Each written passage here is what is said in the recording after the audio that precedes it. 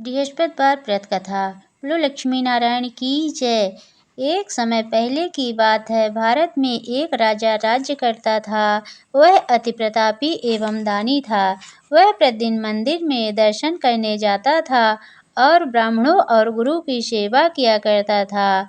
उसके दरवाजे से कोई भी निराश होकर नहीं लौटता था। वह प्रत्येक गुरुवार को व्रत रखता एवं पूजन करता था। हर एक दिन गरीबों की सहायता करता था, परंतु यह सब बातें उसकी रानी को अच्छी नहीं लगती थी। वह न व्रत करती थी और न किसी को दमड़ी तक दान में देने से मना किया करती थी। एक समय राजा शिकार खेलने वन को गए हुए थे। घर में रानी और दासी थी। उस समय गुरु बृहस्पति एक साधु का रूप धारण कर राजा के दरवाजे पर भिक्षा मांगने आए। साधु ने रानी से भिक्षा मांगी तो वह कहने लगी, हे साधु महाराज, मैं इस दान और पुण्य से तंग आ गई हूँ। मेरे से तो घर का ही कार्य समाप्त नहीं होता। इस कार्य के लिए मेरे पति देव भी बहुत हैं। अब आप इस प्रकार की कृपा करें, यह सद्धन नष्ट हो जावे तथा मैं आराम से रह सकूं। साधु का वेश रखे बृहस्पति ने कहा, हे देवी, तुम अति विचित्र हो। संतान और धन से कोई दुखी नहीं होता, इसको तो सभी चाहते हैं। पापी भी पुत्र और धन की इच्छा करता है। अगर आपके पास अधिक धन है तो भूखे मनुष्यों को भोजन कराओ, ब्राह्मणों को दान दो, प्याऊ लगवाओ, धर्मशालाएं बनवाओ, कुआं, तालाब, बावड़ी, बाग बगीचे आदि के निर्माण करवाओ तथा निर्धन मनुष्यों को कुंवारी कन्याओं का विवाह कराओ। इस प्रकार के कर्मों से आपके कुल का एवं आपका नाम लोक परलोक में प्रसिद्ध होगा एवं स्वर्ग की प्राप्ति होगी। किंतु वह मूर्ख रानी साधु की इन बातों से खुश नहीं हुई। वह बोली, हे साधु महाराज, मुझे ऐसी संपत्ति की आवश्यकता नहीं जो मेरे काम ना आए तथा जिसको मैं अन्य लोगों में दान देती फिरूं, जिसको रखने और संभालने में मेरा सारा समय नष्ट हो जाए। साधु ने रानी को समझाने का बहुत प्रयत्न किया, परंतु रानी अपनी बात पर अडिग रही तथा साधु ने कहा, हे देवी, यदि तुम्हारी ऐसी इच्छा है तो जैसा मैं तुम्हें बताता हूँ तुम वैसा ही करना। बृहस्पतिवार के दिन घर को गोबर से लीपना, अपने केशों को पीली मिट्टी से धोना, केशों को धोते समय स्नान करना, राजा से कहना वह हजामत करवाए, भोजन में मांस मदिरा खाना, कपड़ा धोबी के यहाँ धुलने डालना। इस तरह 7 बृहस्पतिवार करने से तुम्हारा सारा धन नष्ट हो जाएगा। ऐसा कहकर साधु रूपी बृहस्पति देव अंतर्ध्यान हो गए। रानी ने साधु के कहे के अनुसार ही किया। 3 ही बृहस्पतिवार बीते थे कि उसका समस्त धन नष्ट हो गया और भोजन के लिए दोनों समय तरसने लगे। तब राजा रानी से कहने लगा, हे रानी, तुम यहाँ पर रहो, मैं दूसरे देश को जाऊँ, क्योंकि यहाँ पर सुबह मनुष्य जानते हैं, इसीलिए मैं कोई कार्य नहीं कर सकता। देश चोरी परदेश भीख बराबर है। ऐसा कहकर राजा परदेश चला गया। वहाँ जंगल में लकड़ी काट कर लाता और उन्हें शहर में बेचकर जीवन यापन करने लगा। राजा के जाने के पश्चात इधर उसके बिना रानी और दासी दुखी रहने लगी। किसी दिन भोजन मिलता तो किसी दिन जल पीकर रह जाती। एक समय रानी और दासी को 7 दिन बिना भोजन के व्यतीत हो गया तो रानी ने अपनी दासी से कहा, हे रानी, यहाँ पास ही के नगर में मेरी बहन रहती है, वह बड़ी धनवान है, तू उसके पास जा और वहाँ से 5 सेर बेझर मांग कर ला, जिससे कुछ समय के लिए गुजर बसर हो जाएगी। दासी उसकी बहन के पास गई। बृहस्पतिवार का दिन था। रानी की बहन उस समय ध्यान मग्न होकर पूजा कर रही थी। दासी ने रानी की बहन से कहा, हे रानी, मुझे आपके पास आपकी बहन ने भेजा है, मुझे 5 सेर बेझर दे दो। दासी ने अपनी बात अनेक बार कही, परंतु रानी की बहन ने कोई उत्तर नहीं दिया, क्योंकि वह उस समय बृहस्पतिवार का व्रत कथा सुन रही थी। रानी की बहन ने जब दासी को कोई अपेक्षित उत्तर नहीं मिला तो वह अति दुखी हुई। उसे क्रोध भी आया। लौटकर वह रानी से बोली, हे रानी, आपकी बहन बहुत धनी स्त्री है, परंतु वह अति घमंडी भी है। वह छोटे लोगों से बात भी नहीं करती है। 5 सेर बेझर लेने के लिए मैंने उससे बहुत बार कहा, परंतु उसने कोई उत्तर नहीं दिया। इस प्रकार मुझे निराशा एवं खाली हाथ लौटना पड़ा। रानी बोली, हे दासी, उसमें उनका कोई दोष नहीं है। जब बुरे दिन आते हैं तो कोई सहारा नहीं देता। अच्छे बुरे का पता आपत्ति में लगता है, अपने पराये हो जाते हैं। अच्छे बुरे का ज्ञान विपत्ति में ही होता है। जो ईश्वर की इच्छा होगी वही होगा। यह सब हमारे भाग्य का दोष है। उधर पूजा समाप्त होने के पश्चात रानी की बहन ने सोचा कि मेरी बहन की दासी आई थी, परंतु मैंने उसे कोई उत्तर नहीं दिया, उससे वह बहुत दुखी हुई होगी। कथा सुनकर तथा विष्णु भगवान का प्रसाद ग्रहण कर वह अपनी बहन के घर गई तथा बोली, हे बहन, मैं बृहस्पतिवार का व्रत कथा सुन रही थी। तुम्हारी दासी आई, परंतु जब तक कथा होती है तब तक न उठते हैं और न बोलते हैं, इसीलिए मैं न बोली। कहो दासी क्यों गई थी? रानी बोली, बहन, हमारे अनार नहीं था। वैसे तुमसे कोई बात छिपी नहीं है, इस कारण दासी को तुम्हारे पास 5 सेर भेजा लेने के लिए भेजी थी। इस पर रानी की बहन बोली, हे बहन, बृहस्पति भगवान सबकी मनोवांछित फल देते हैं। देखो, शायद तुम्हारे घर में किसी कोने में अनाज रखा हो। यह सुनकर रानी की बहन की बातों से विस्मित होकर दासी घर के अंदर गई तो वहां उसे एक घड़ा भेजर का भरा मिल गया। उसे बड़ा आश्चर्य हुआ, क्योंकि उसके अनुसार घर का एक एक बर्तन अन्न से खाली था। उसने बाहर आकर रानी को सारा वृत्तांत सुनाया। दासी अपनी रानी से कहने लगी, हे रानी, देखो, वैसे हमको जब नहीं मिलता तो रोज ही व्रत करते हैं। अगर उनसे व्रत की विधि और कथा पूछ ली जावे तो उसे हम भी किया करेंगे। और फिर दासी के कहने पर रानी ने अपनी बहन से बृहस्पति व्रत पूजन विधि एवं नियमों के बारे में विस्तार से पूछा। उन्होंने बताया, जो बृहस्पतिवार के व्रत में चने की दाल और मुनक्का से विष्णु भगवान का केले की जड़ में पूजन कर दीपक जलाता है, पीला भोजन करता है, पीले वस्त्र धारण करता है तथा प्रेम पूर्वक बृहस्पति भगवान की कथा सुनता है। इस प्रकार के करने से गुरु भगवान उस भक्त से प्रसन्न होते हैं, धन अन्न पुत्र देते हैं, मनोवांछित मनोकामना को पूर्ण करते हैं। व्रत एवं पूजन की विधि बताकर रानी की बहन अपने घर लौट गई। तत्पश्चात रानी और दासी दोनों ने निश्चय किया कि बृहस्पति भगवान का व्रत एवं पूजन जरूर करेंगे। 7 दिन पश्चात जब बृहस्पति आया तो उन दोनों ने व्रत रखा। दासी घुड़साल से जाकर चना गुड़ बिन लाई और उसकी दाल बनाकर केले की जड़ में विष्णु भगवान का पूजन किया। अब भोजन पीला कहाँ से आए, यह सोचकर दोनों बड़ी दुखी हुई, परंतु उन्होंने व्रत किया था, इसीलिए बृहस्पति भगवान उनसे प्रसन्न थे। एक साधारण व्यक्ति के रूप में वे 2 थालों में सुंदर पीला भोजन लेकर आए और दासी को देकर बोले, हे दासी, यह भोजन तुम्हारे और रानी के लिए है, तुम दोनों ही इसे ग्रहण करना। दासी भोजन पाकर अति प्रसन्न हुई और रानी से बोली, हे रानी, भोजन कर लो। रानी को भोजन के विषय में कुछ पता नहीं था, इसीलिए वह दासी से बोली, तू ही भोजन कर, क्योंकि तू हमारी व्यर्थ में हंसी उड़ाती है। दासी बोली, हे रानी, एक व्यक्ति भोजन दे गया है। रानी बोली, वह भोजन तेरे लिए ही दे गया है, इसीलिए तू ही भोजन कर।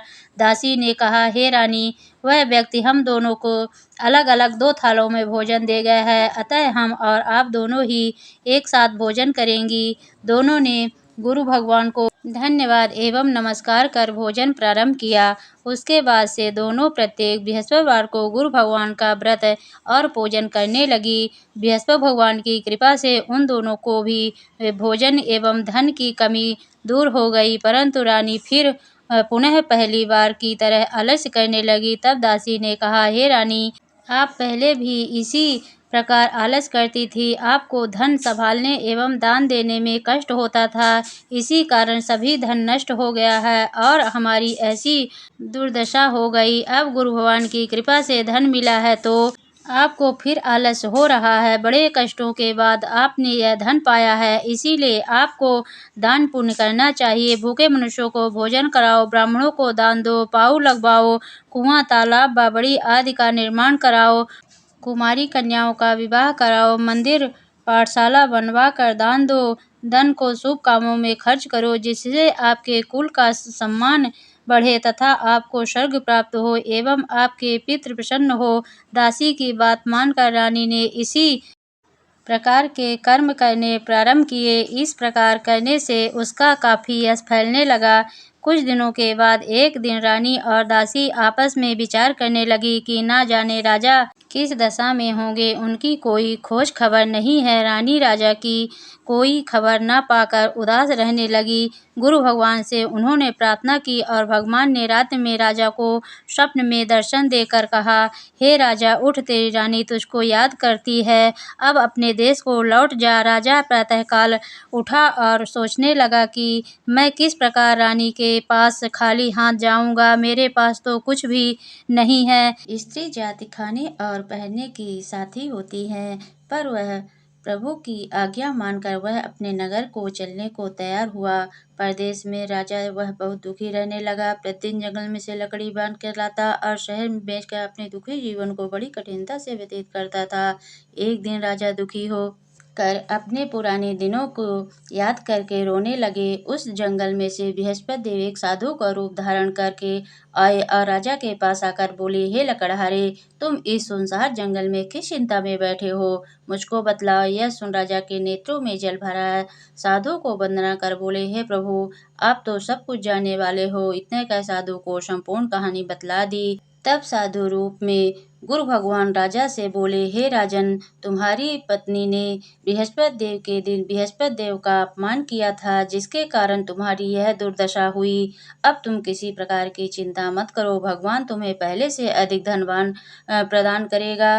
तुम्हारी स्त्री ने भी बृहस्पति देव का व्रत प्रारंभ कर दिया है और तुम मेरा कहा मानकर बृहस्पतिवार का व्रत करके चने की दाल गुड़ के लोटे में डालकर केला का पूजन करो। फिर कथा सुनो, तुम्हारी भगवान सब कामनाओं को पूर्ण करेगा। साधु के वचन सुनकर राजा बोला, हे प्रभु, मुझे लकड़ी बेचकर इतना पैसा नहीं मिलता जिसने भोजन करने के उपरांत कुछ बचा सकूं। मैंने रात्रि में अपनी रानी को व्याकुल देखा है।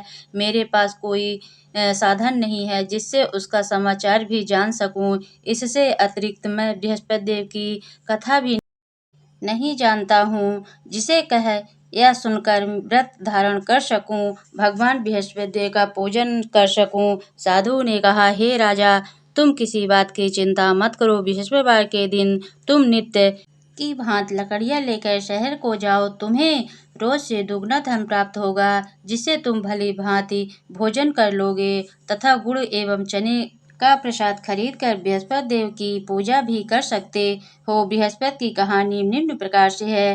प्राचीन काल में एक ब्राह्मण रहता था, बहुत ही निर्धन था, उसके कोई संतान नहीं थी। ब्राह्मण नित्य पूजा पाठ करता, ब्राह्मण स्वभाव से दयालु तथा धार्मिक विचारों वाला व्यक्ति था, परंतु उसकी पत्नी बहुत ही मलिनता के साथ रहती थी। वह न तो स्नान करती थी और न ही किसी देवता का पूजन पाठ करती थी। सुबह उठते ही सर्वप्रथम भोजन करती, बाद में अन्य कार्य कर। अपनी पत्नी की ऐसी आदत के कारण ब्राह्मण देवता बहुत दुखी रहते थे। वह अपनी पत्नी को बहुत समझाते, किंतु उसका कोई परिणाम नहीं निकलता था। भगवान की कृपा से ब्राह्मण की स्त्री के कन्या उत्पन्न हुई। वह कन्या ब्राह्मणी के घर में बड़ी होने लगी। वह बालिका प्रातःकाल असी स्नान करके भगवान विष्णु का जाप करती थी। बृहस्पति का व्रत भी करने लगी। पूजा पाठ समाप्त कर पाठशाला जाती तो अपनी मुट्ठी में जौ भर के ले जाती और पाठशाला के मार्ग में डालती डालती तो ये स्वर्ण के हो जाते। लौटते समय उनको बन बिन कर घर को ले आती थी। एक दिन वह बालिका सूप में उन सोने के जवों को फटक कर साफ कर रही थी। तभी उसकी माँ ने उसे देख लिया और कहा, हे बेटी, सोने के जवों को फटकने के लिए सोने का सूप होना चाहिए। दूसरे दिन बृहस्पतिवार था।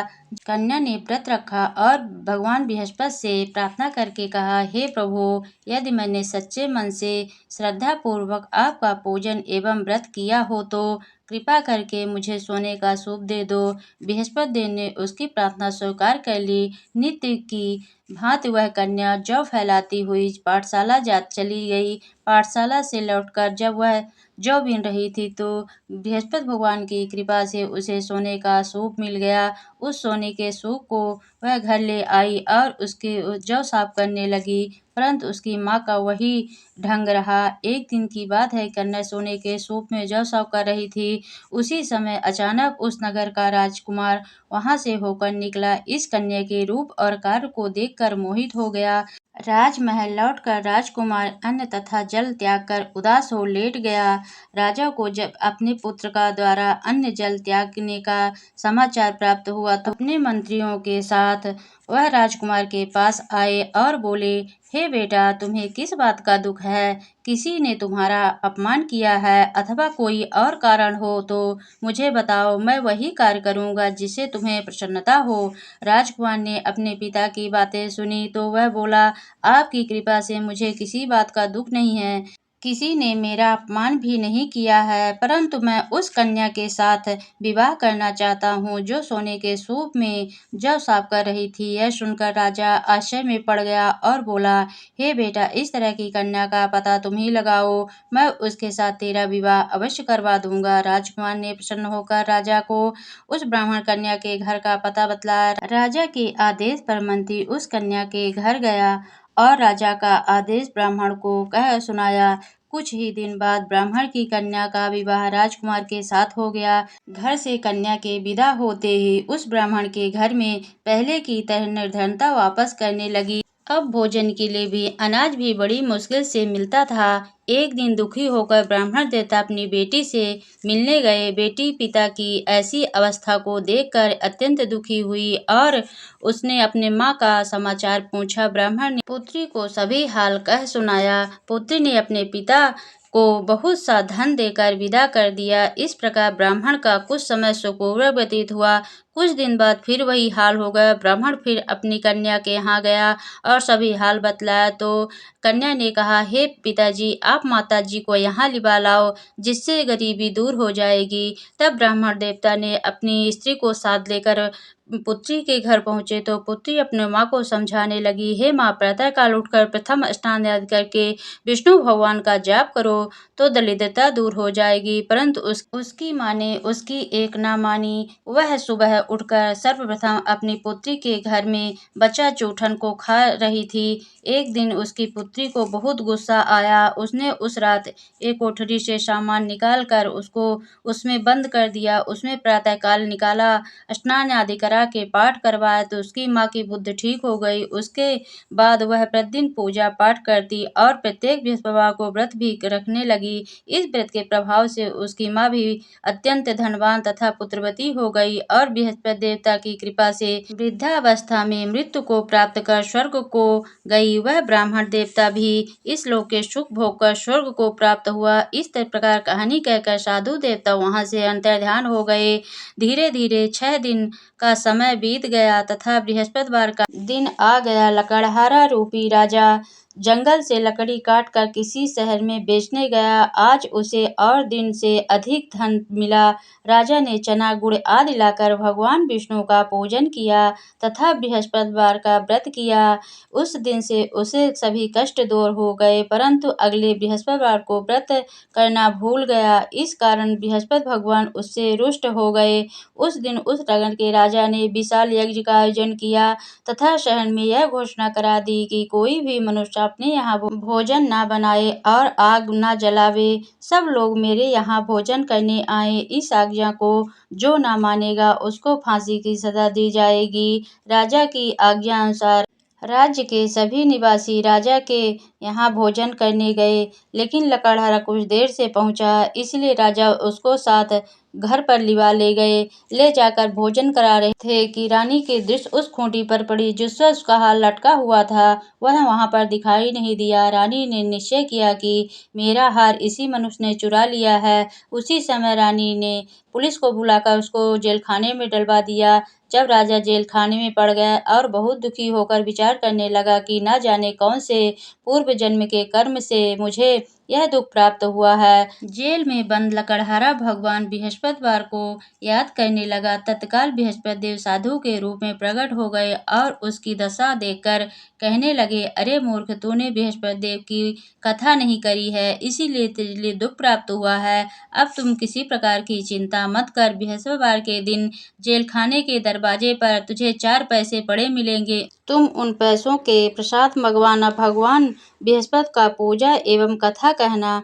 का प्रसाद स्वयं भी ग्रहण करना तथा दूसरों को भी कराना। इस प्रकार करने से तुम्हारे कष्ट दूर हो जाएंगे। अगले बृहस्पतिवार राजा को जेल खाने के दरवाजे पर 4 पैसे पड़े मिले। राजा ने पूजा का सामान मंगवाकर कथा कही और प्रसाद बांटा। उसी रात बृहस्पति देव उस नगर के राजा को स्वप्न में दर्शन देकर कहा, हे राजा, तूने जिस आदमी को जेल खाने में बंद कर दिया है वह निर्दोष है, वह राजा है, उसे छोड़ दो। रानी का नौलखा हार उसी खूंटी पर लटका हुआ है। अगर तू ऐसा नहीं करेगा तो मैं तेरे राज्य को नष्ट कर दूंगा। राजा सुबह उठा और खूंटी पर हार टंगा देखकर लकड़हारे को बुलाकर उसे क्षमा याचना की तथा राजा को योग्य सुंदर वस्त्र आभूषण देकर विदा किया। बृहस्पति देव की आज्ञा अनुसार राजा अपने नगर को चल दिया। जब राजा नगर के निकट पहुंचा तो उसे बड़ा ही आश्चर्य हुआ। नगर में पहले से अधिक बाग, तालाब तथा बहुत से धर्मशालाएं, मंदिर आदि बन गए हैं। राजा ने पूछा कि यह सब किसका है? तब नगर के सब लोग कहने लगे, रानी और वादी के हैं। तो राजा को आश्चर्य हुआ और गुस्सा भी आया। जब रानी ने यह खबर सुनी कि राजा आ रहे हैं तो उसने वादी से कहा, देख राजा हमको कितनी बुरी हालत में छोड़ गए थे, वह हमारी ऐसी हालत देखकर लौट ना, इसलिए तू द्वार पर खड़ी हो जा। रानी की आज्ञा अनुसार दासी दरवाजे पर खड़ी हो गई और जब राजा आए तो उन्हें अपने साथ लिवा लाई। तब राजा ने क्रोध करके अपनी तलवार निकाली और पूछने लगे कि यह बतलाओ कि यह धन तुम्हें कैसे प्राप्त हुआ है। तब रानी ने कहा, हमें यह बृहस्पति देव के इस व्रत के प्रभाव से प्राप्त हुआ है। अब राजा ने निश्चय किया कि 7 रोज बाद तो सभी बृहस्पति देव का पूजन करते हैं, परंतु मैं प्रतिदिन दिन में 3 बार कहानी कहा करूंगा तथा रोज व्रत किया करूंगा। हर समय राजा के दुपट्टे में चने की दाल बंधी रहती तथा दिन में 3 बार कहानी कहता। एक रोज राजा ने विचार किया कि चलो अपने बहन के यहाँ हो आवे। राजा अपने मार्ग में चलने लगा। देखा कि कुछ आदमी एक मुर्दे को लिए जा रहे हैं। राजा ने कहा, अरे भैया, तुम मेरी बृहस्पतिवार की कथा सुन लो। बे बोलो, लो हमारा तो आदमी मर गया है, इसको अपनी कथा ही पड़ी है। परंतु कुछ आदमी बोले, अच्छा कहो, हम तुम्हारी कथा भी सुनेंगे। जब कथा आधी छीत थी कि मुर्दा हिलने लग गया। जब कथा समाप्त हो गई तो मनुष्य राम राम करके खड़ा हो गया। आगे किसान खेत में हल चलाता मिला। राजा ने कहा, अरे भैया, तुम मेरी बृहस्पतिवार की कथा सुन लो। किसान बोला, जब तक मैं तेरी कथा सुनूंगा तब तक 4 हरया जोत लूंगा। जाओ भैया, तुम अपनी कथा किसी और को सुनाना। राजा आगे चलने लगा। राजा के हटते ही बैल पछाड़ खाकर गिर गए तथा उसके पेट में जोर जोर से दर्द होने लगा। उसी समय उसकी माँ रोटी लेकर आई और बेटे से सवाल पूछा। बेटे ने सवाल कह दिया तो बुढ़िया दौड़ती दौड़ती उस घुड़सवार के पास गई। बोली, मैं तेरी कथा सुनूंगी, तू अपनी कथा मेरे खेत पर चलकर कहना। राजा ने बुढ़िया के खेत पर जाकर कथा कही। जिसके सुनते ही उसके बैल खड़े हो गए तथा किसान के पेट का दर्द भी बंद हो गया। राजा अपनी बहन के घर पहुंच गया। बहन ने भाई की खूब मेहमानी की। दूसरे दिन राजा जागा तो वह देखने लगा सब भोजन कर रहे हैं। राजा ने अपनी बहन से कहा, बहन, ऐसा कोई मनुष्य है जिसने भोजन ना किया हो? मेरी बृहस्पतिवार की कथा सुन ले। बहन बोली, हे भैया, यह देश ऐसा है, पहले लोग यहाँ भोजन करते हैं, बाद में अन्य कार्य करते हैं। अगर कोई पड़ोस में है तो देखा हूँ। ऐसा कहकर देखने चली गई, परंतु उसे ऐसा कोई व्यक्ति नहीं मिला जिसने भोजन ना किया हो। अतः एक कुम्हार के घर गई जिसका लड़का बीमार था। उसे मालूम हुआ कि इनके यहाँ 3 रोज से किसी ने भोजन नहीं किया है। रानी ने अपने भाई की कथा सुनने के लिए कुम्हार से कहा। कुम्हार तैयार हो गया। राजा ने कुम्हार के घर जाकर कथा कही, जिससे सुनने से उसका लड़का ठीक हो गया। अब तो राजा की प्रशंसा होने लगी। एक दिन राजा ने कहा, बहन, हम अपने घर जाएंगे, तुम भी तैयार हो जाओ। राजा की बहन ने सास से कहा। सास बोली, चली जा, परंतु लड़कों को मत ले जाना, क्योंकि तेरे भाई के यहाँ औलाद नहीं है। तो तो रानी बहुत दुखी हुई और बोली, भैया मैं चलूंगी, कोई बालक नहीं जाएगा। राजा बोला, जब कोई बालक नहीं जाएगा तब तुम ही जाकर क्या करोगी। बड़े दुखी मन से राजा अपना नगर को लौट गया। राजा ने अपनी रानी से घर जाकर कहा कि रानी, मैं निर्वंशी राजा हूँ, मेरा मुख देखने का धर्म नहीं है, कुछ भोजन आज नहीं किया। रानी ने कहा, प्रभु हमें बृहस्पति देव ने सब कुछ दिया है, हमें औलाद अवश्य देंगे। उसी रात को राजा ने स्वप्न में कहा, हे राजा, तुम सोच को त्यागती, रानी गर्भ से है, 9वें महीने में उसके गर्भ से एक सुंदर पुत्र पैदा हुआ। तब राजा बोला, स्त्री बिना भोजन के रह सकती है, बिना कहे नहीं रह सकती, जब मेरी बहन आवे उसे कुछ कहना मत। रानी ने सुनकर हाँ कर दिया। जब राजा की बहन ने यह शुभ समाचार सुना तो बहुत ही खुशी हुई तथा बधाई लेकर भाई के यहाँ आई। तब रानी ने कहा, घोड़ा चढ़कर तो नहीं आई, गधा चढ़ी आई। राजा की बहन बोली, भाभी मैं इस प्रकार न कहती, तुम्हें औलाद कैसे मिलती। बृहस्पति देव ऐसे हैं जैसे जिसके मन में कामनाएं हैं सभी को पूर्ण करते हैं।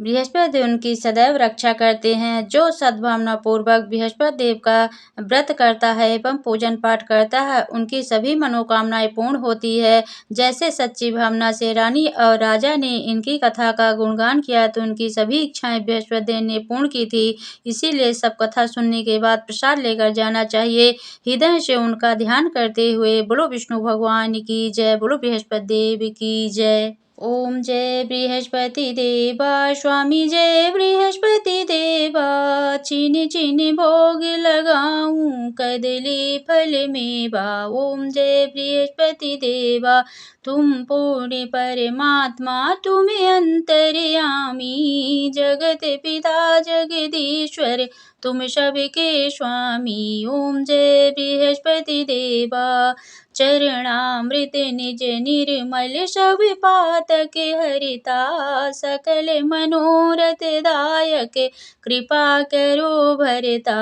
ओम जय बृहस्पति देवा, तन मन धन अर्पण कर, जो जन शरण पड़े प्रभु, जो जन शरण हे प्रभु प्रगट तब हो कर, आकर द्वार खड़े। ओम जय बृहस्पति देवा, दीन दयाल दयानिधि, भक्तन हितकारी, पापी दोष सब हरता, भव बंधन हारी। जय बृहस्पति देवा, सकल मनोरथ दाय, सभी संशय तारो, विषय विकार मिटाओ, संतन सुखकारी। ओम जय बृहस्पति देवा, बृहस्पति जी की आरती जो प्रेम सहित गावे, ज्येष्ठानंद बंद सो सो निश्चय पावे। ओम जय बृहस्पति देवा।